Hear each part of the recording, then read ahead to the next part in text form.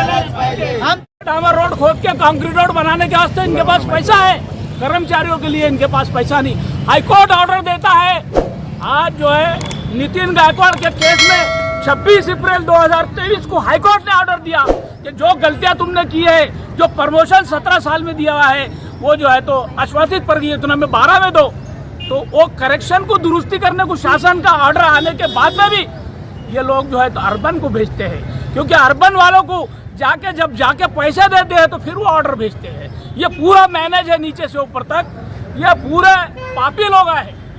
ठेकेदारों के लिए इनके पास पैसा है, कर्मचारी जो रिटायर हो रहे 40-40 साल की सेवा करके उनके इंक्रीमेंट देने को उनके पास पैसा नहीं है। हाईकोर्ट के ऑर्डर आने के बाद पैसा नहीं है कि फाइनेंस डिपार्टमेंट का ऑर्डर आता है, फिर वो कौन सा डिपार्टमेंट अर्बन को भेजने की जरूरत क्या है। आज आप इनको सपोर्ट करने के लिए आए मैं हैं। ये जो औरतें और बच्चे जो आज धूप में चिलचिलाती धूप में तड़प रहे हैं, इनकी आत्मा अंधी हो गई है, इनका जमीर जागता नहीं है, क्योंकि ये बैठे हुए कब्रिस्तान पर, ये वक्फ बोर्ड की जगह पे बैठी हुई महानगर पालिका, ये क्या देखेंगी जो मुर्दों के ऊपर बैठी है। वो मुर्दों पे बैठने की वजह से इनके दिल भी मुर्दा हो गए हैं। ये छोटे मासूम बच्चे देखो, ये कितने छोटे बच्चे हैं, ये ऐसे बच्चों पर भी रहम नहीं करते। कमिश्नर एक तो नए अपॉइंटमेंट कर बोलना तू, और नए अपॉइंटमेंट नहीं कर सकता तो जो लोग बेचारे टेम्पररी काम कर रहे हैं उनको तो रख, क्या अकेला पूरा कारपोरेशन चला लेना तू, क्या कमिश्नर अकेला चला लेना? क्या ये लोगों की जरूरत नहीं है? एजुकेशन के लिए जरूरत नहीं है, सैनिटेशन के लिए जरूरत नहीं है? कितनी गंदगी फैली हुई है, कितने दवाखाने फैले हुए हैं बीमारी की वजह से, और जो है तो तुम जो है तो इनको निकाल रहे हो।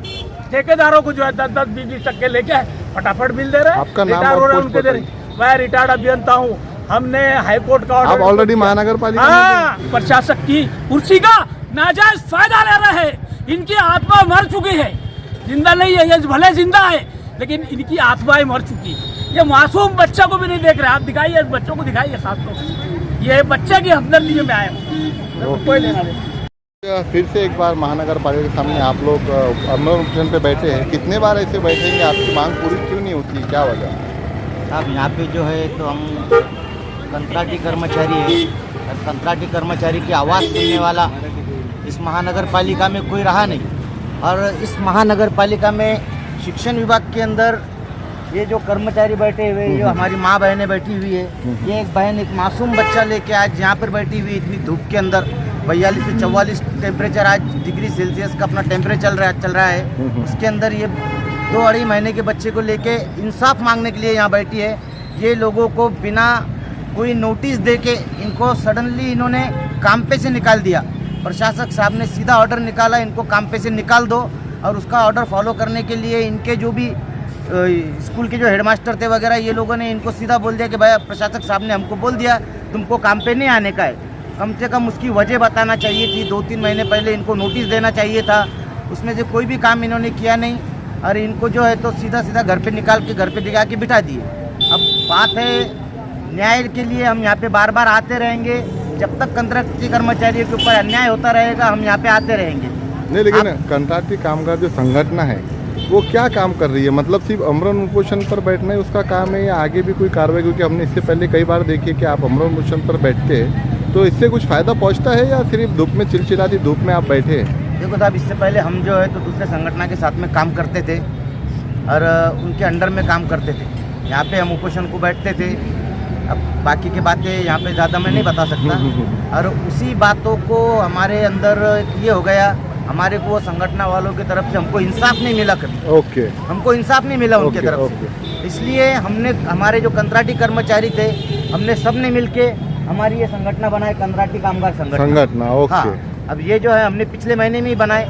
पिछले महीने में बनाने के बाद में हमने जो रेड्डी का आंदोलन किया था उसके हमने यहाँ पे निवेदन दिए।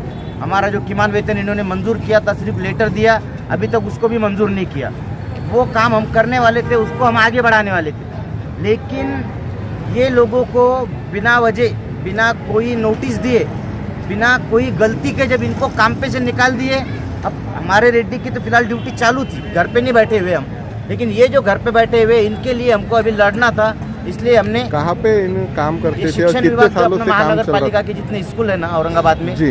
उन सब जगहों के ऊपर इनके कोई सिपाही बोल के है, कितने सालों कोई जो है तो कितने सालों कोई से? हाँ कोई सेवक बोल के है, कोई चौकीदार बोल के है।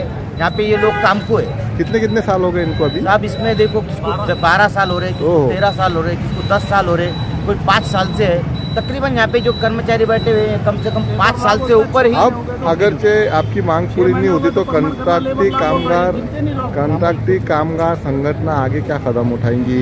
कमिश्नर को कुछ अल्टीमेटम, अब 42-41 डिग्री धूप चल रही है, इसमें आप बैठे तो अभी कोई अधिकारी आके मुलाकात किया है आपसे, कुछ नहीं आश्वासन साहब, दिया अभी है? कोई अधिकारी नहीं मिला और मैं जाके शिक्षण अधिकारी से मिल के आया अभी। शिक्षण अधिकारी ने मेरे को जवाब दिया कि मेरे हाथ में कुछ भी नहीं है, आप जो है तो जाके अतिरिक्त आयुक्त पाटिल साहब से मिलो। मैं पाटिल साहब के पास गया, पाटिल साहब उनके कैबिन में नहीं है, पाटिल साहब कैबिन में नहीं है। आयुक्त साहब के पास जाने के उधर वहाँ पे रुके तो उनका आज वो ये क्या कुछ कार्यक्रम चालू है, वो उसके अंदर बिजी है। कर्मचारी की तरफ देखने के लिए उनके पास टाइम नहीं है साहब। आज अगर इन्होंने हमारी मांग पूरी नहीं करे तो हम ये आंदोलन को आगे ऐसे ही चलाएंगे।